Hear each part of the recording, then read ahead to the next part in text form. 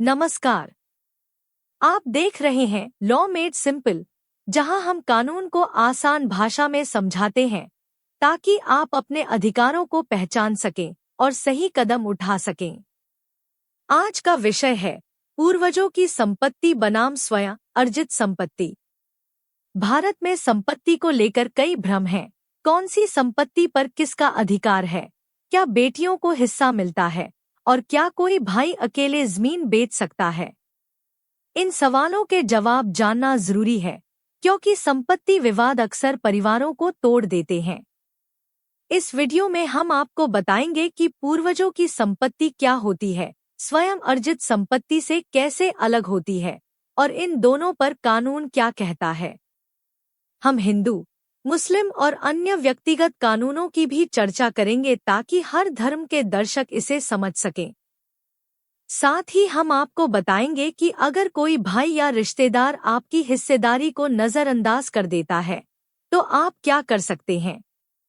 Video के अंत में हम आपको ऐसे कानूनी उपाय भी बताएंगे जिससे आप अपनी खोई हुई संपत्ति को वापस पा सकें। तो चलिए शुरू करते हैं इस ज्ञानवर्धक सफर को। अगर आपको यह वीडियो पसंद आए तो लॉ मेड सिंपल को लाइक, शेयर और सब्सक्राइब जरूर करें। अब हम बढ़ते हैं अगले स्लाइड की ओर, जिसका शीर्षक है पूर्वजों की संपत्ति क्या होती है।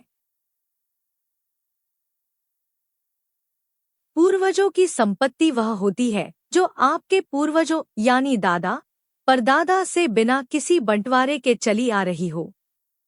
अगर 4 पीढ़ियों तक कोई संपत्ति बिना वसीयत या बंटवारे के बनी रही है, तो उसे पूर्वजों की संपत्ति माना जाता है।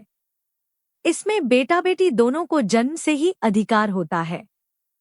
हिंदू सक्सेशन एक्ट 1956 की सेक्शन 6 के अनुसार बेटियों को भी 2005 के संशोधन के बाद बराबर का हिस्सा मिलता है।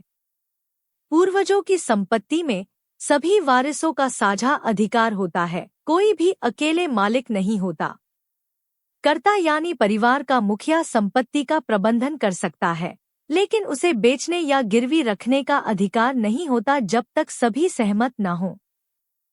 उदाहरण के तौर पर, अगर आपके दादा की जमीन कभी बंटी नहीं और सभी पोते पोतियां उसमें हिस्सेदार हैं, तो वह पूर्वजों की संपत्ति है।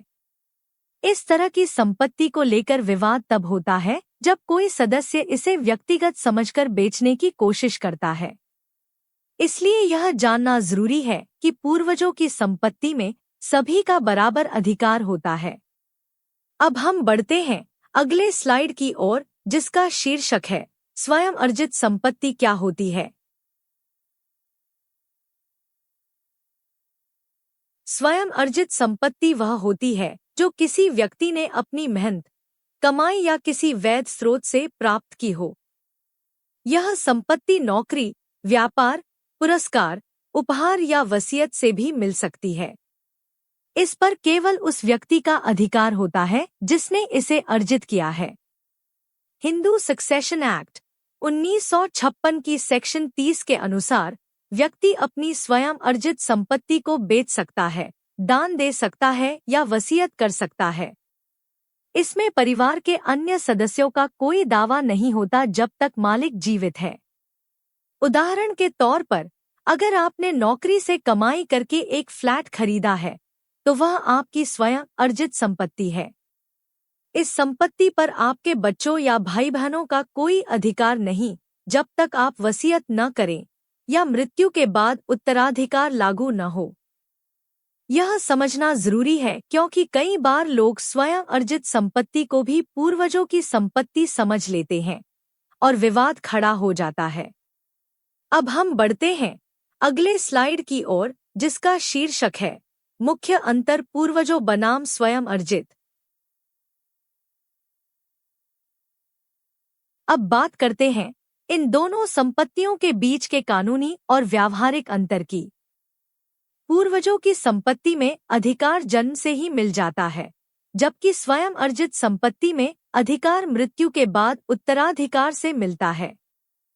पूर्वजों की संपत्ति में सभी हिस्सेदार होते हैं, बेटा, बेटी, पोता, होती, जबकि स्वयं अर्जित में केवल मालिक का अधिकार होता है। पूर्वजों की संपत्ति को बिना सभी की सहमति के बेचना अवैध है, जबकि स्वयं अर्जित संपत्ति को मालिक स्वतंत्र रूप से बेच सकता है। मिताक्षरा और दयाभागा जैसे दो प्रमुख हिंदू कानून इस अंतर को और स्पष्ट करते हैं। बंगाल में दयाभागा लागू होता है, जहां उत्तराधिकार अलग तरीके से होता है। 2005 के बाद बेटियों को भी पूर्वजों की संपत्ति में बराबर का अधिकार मिला है, जो पहले नहीं था। उदाहरण के तौर पर, पिता की कमाई से खरीदी गई जमीन पूर्वजों की संपत्ति नहीं मानी जाएगी, वह स्वयं अर्जित है। अब हम बढ़ते हैं अगले स्लाइड की ओर, जिसका शीर्षक है भाई ने अकेले बेच दी पूर्वजों की संपत्ति, क्या करें? अगर किसी भाई या रिश्तेदार ने पूर्वजों की संपत्ति को बिना आपकी सहमति के बेच दिया है, तो यह कानूनन गलत है। ऐसे मामलों में आईपीसी की सेक्शन 420 के तहत धोखाधड़ी का मामला बनता है। आप सिविल सूट फॉर पार्टीशन दायर कर सकते हैं और संपत्ति में अपना हिस्सा मांग सकते हैं। साथ ही आप टेम्पररी इंजंक्शन के लिए आवेदन कर सकते हैं, जिससे संपत्ति की बिक्री रोकी जा सके। रेवेन्यू रिकॉर्ड्स में अपना नाम दर्ज करवाना भी जरूरी है, ताकि आपके अधिकार साबित हो सकें। उदाहरण के तौर पर, अगर भाई ने जमीन बेच दी और आपको बताया भी नहीं, तो आप कोर्ट में दावा कर सकते हैं। पहले एक कानूनी नोटिस भेजें और अगर जवाब न मिले तो कोर्ट में केस करें। ऐसे मामलों में जल्द कार्रवाई करना जरूरी है, ताकि संपत्ति का नुकसान न हो। अब हम बढ़ते हैं अगले स्लाइड की ओर, जिसका शीर्षक है पूर्वजों की संपत्ति का दुरुपयोग, क्या करें? कई बार ऐसा होता है कि कोई रिश्तेदार पूर्वजों की संपत्ति का गलत इस्तेमाल करता है, जैसे किराए पर देना, खुद कब्जा कर लेना या बेचने की कोशिश करना। ऐसे मामलों में ट्रांसफर ऑफ प्रॉपर्टी एक्ट 1882 की सेक्शन 52 लागू होती है, जो लीज पेंडेंस यानी विवादित संपत्ति की सुरक्षा करती है। आप सूट फॉर इंजंक्शन दायर कर सकते हैं, जिससे कब्जा हटवाया जा सके। म्यूटेशन रिकॉर्ड्स की जांच करें, कहीं आपका नाम हटाया तो नहीं गया।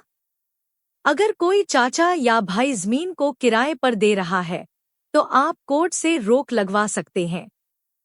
पुलिस कंप्लेंट और रेवेन्यू ऑफिसर को सूचित करना भी जरूरी है, ताकि प्रशासनिक स्तर पर कार्रवाई हो सके। सभी दस्तावेज सुरक्षित रखें, यह आपके अधिकार का प्रमाण होते हैं।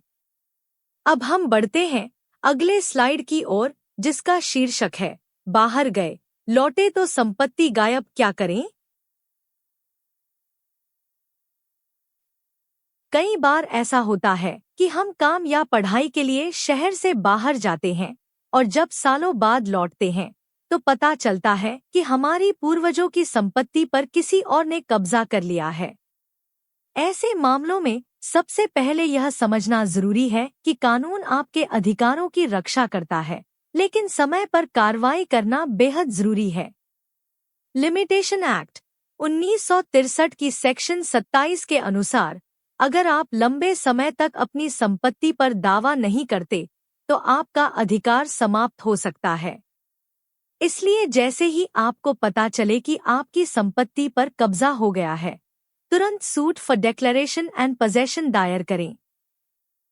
एनकम्ब्रेंस सर्टिफिकेट प्राप्त करें, इससे पता चलेगा कि संपत्ति पर कोई कानूनी बाधा या ट्रांजैक्शन हुआ है या नहीं। आप आरटीआई के जरिए सरकारी रिकॉर्ड जैसे खतौनी, खसरा, नामांतरण आदि की जानकारी मांग सकते हैं। अगर कब्जा करने वाला व्यक्ति पहचान में है, तो उसे लीगल नोटिस भेजें और जवाब मांगे। अगर जवाब न मिले या कब्जा हटाने से इनकार किया जाए, तो आप कोर्ट में मामला दर्ज कर सकते हैं। ऐसे मामलों में दस्तावेजों की भूमिका बहुत अहम होती है। पुरानी रसीदें, रिकॉर्ड और गवाह आपकी मदद कर सकते हैं। याद रखें, संपत्ति चाहे कितनी भी पुरानी हो, अगर वह पूर्वजों की है और आपने कभी हिस्सा नहीं छोड़ा, तो आप कानूनी रूप से हकदार हैं। अब हम बढ़ते हैं इस वीडियो के अंतिम स्लाइड की ओर, जिसका शीर्षक है निष्कर्ष और सीटीए संपत्ति के अधिकार को समझें और सुरक्षित रखें।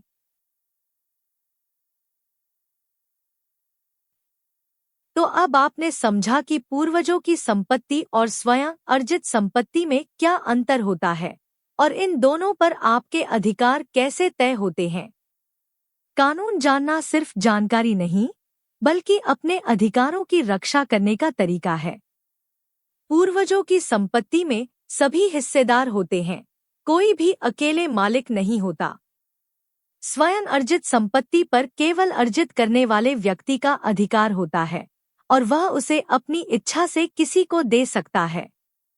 अगर कोई भाई या रिश्तेदार आपकी हिस्सेदारी को नजरअंदाज करता है, तो आप कानून के जरिए अपना हक पा सकते हैं। म्यूटेशन रिकॉर्ड्स, रेवेन्यू डॉक्यूमेंट्स और लीगल नोटिसेस जैसे उपाय आपको न्याय दिलाने में मदद करते हैं। हर धर्म के व्यक्तिगत कानूनों में कुछ अंतर जरूर हैं, लेकिन मूल सिद्धांत समान है: न्याय, हिस्सेदारी और पारदर्शिता। अगर आप बाहर गए थे और आपकी संपत्ति पर कब्जा हो गया है, तो घबराएं नहीं, कानून आपके साथ है। बस जरूरी है कि आप समय पर कदम उठाएं और सही दस्तावेजों के साथ कोर्ट में जाएं। लॉ मेड सिंपल का उद्देश्य है आपको कानून की भाषा में नहीं, बल्कि आपकी भाषा में जानकारी देना।